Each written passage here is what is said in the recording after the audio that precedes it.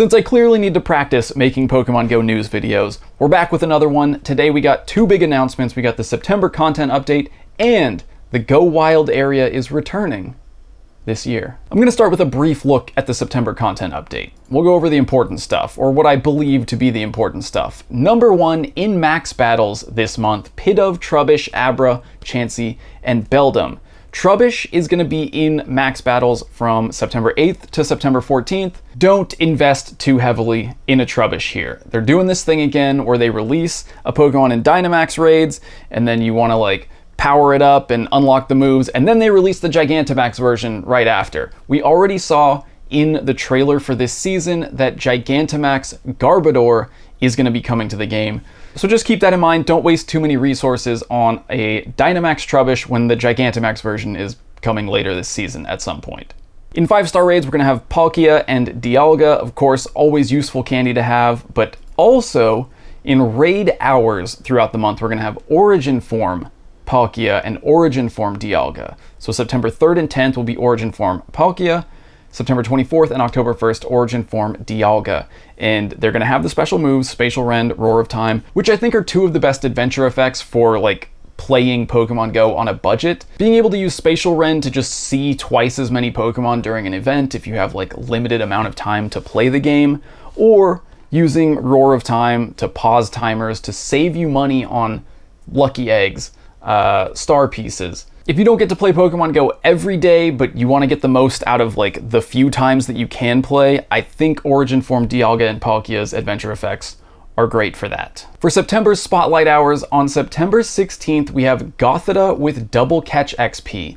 And that's going to be a great one if you're grinding, if you're trying to get to level 50 before the update, because Gothita is a pretty easy excellent throw. It has a huge catch circle, it's double catch XP for the Spotlight Hour, and that's going to stack with the double throw bonus XP that we have going on until October 15th, which means 4 times XP for hitting nice, great, and excellent throws during Gothita Spotlight Hour. So don't miss that one if you're trying to grind for XP. Great opportunity. And then we have events going on throughout the entire month. Basically, there's 3 or 4 days in the entire month where we don't have an event going on. We're starting the month with a Kanto celebration, September 2nd through 7th.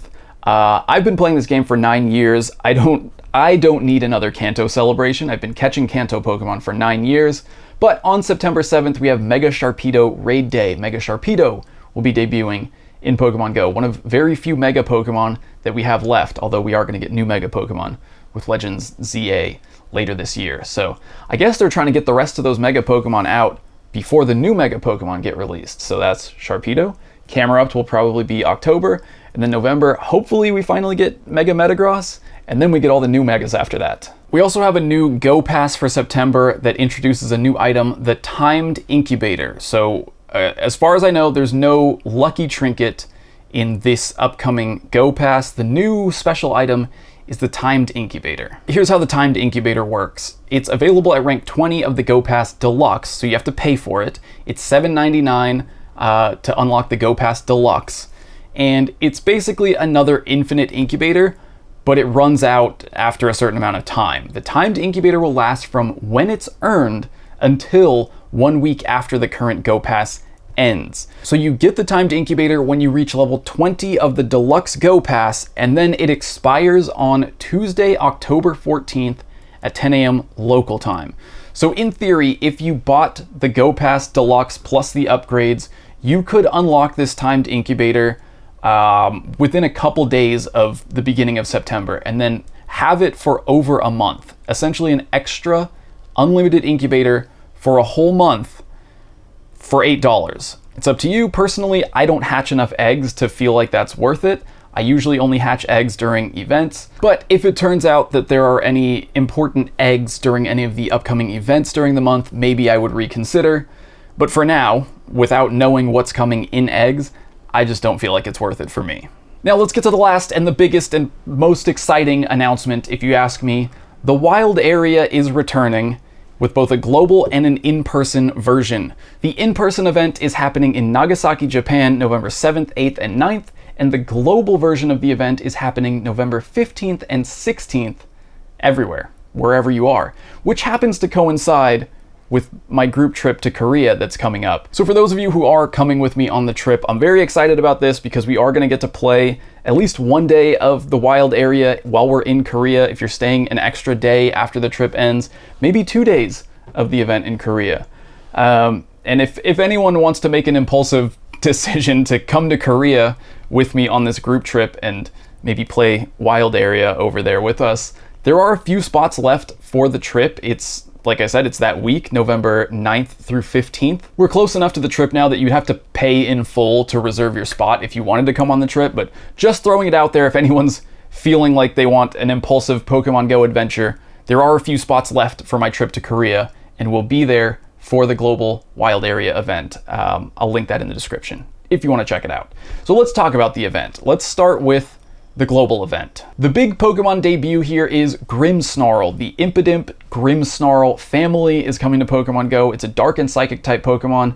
I like Impidimp. Grimmsnarl, it freaks me out. It's kind of weird. I don't love it, but it is coming to Pokemon Go finally, and it will be released with its shiny available.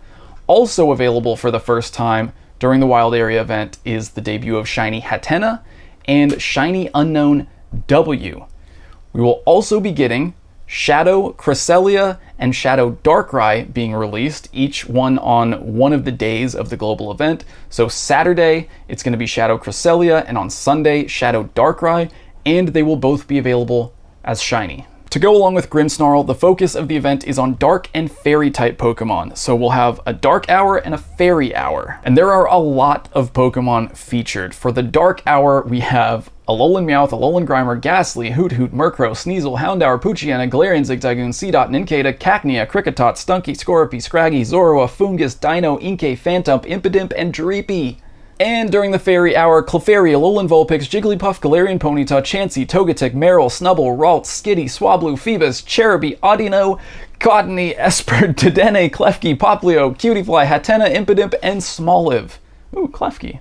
It's a regional Pokemon normally.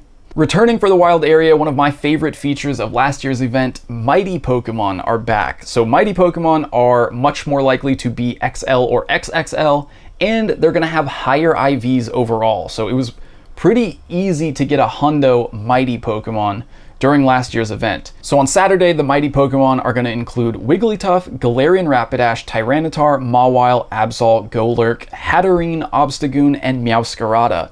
And all of those can be shiny also. So you have a decent chance of getting a Shundo of one of these. And then on Sunday, the Mighty Pokemon are Alolan Ninetales, Galarian Weezing, Granbull, Houndoom, Gardevoir, Honchkrow, Garchomp, Drapion, and Weavile. Again, all shinies available for these Mighty Pokemon. In eggs during the event, in 5-kilometer eggs, Mime Jr. hatching globally, Sandile, Pawniard, Carbink, Impidimp, and Tinkatink. On Incense during the event, we'll have Alolan Ninetales, Galarian Rapidash, Tyranitar, Mawile, Absol, Garchomp, Drapion, Weavile, Hatterene, and Meowscarada. Those are Mighty Pokemon attracted to Incense on both days of the event. And by the way, everything that we just talked about is for everyone. You don't even have to buy a ticket to get access to that gameplay. However, if you buy a ticket, you do get a little bit more, including increased shiny odds. So if you want a boosted shiny chance, you do have to buy the ticket. So here's what's exclusive to the ticket.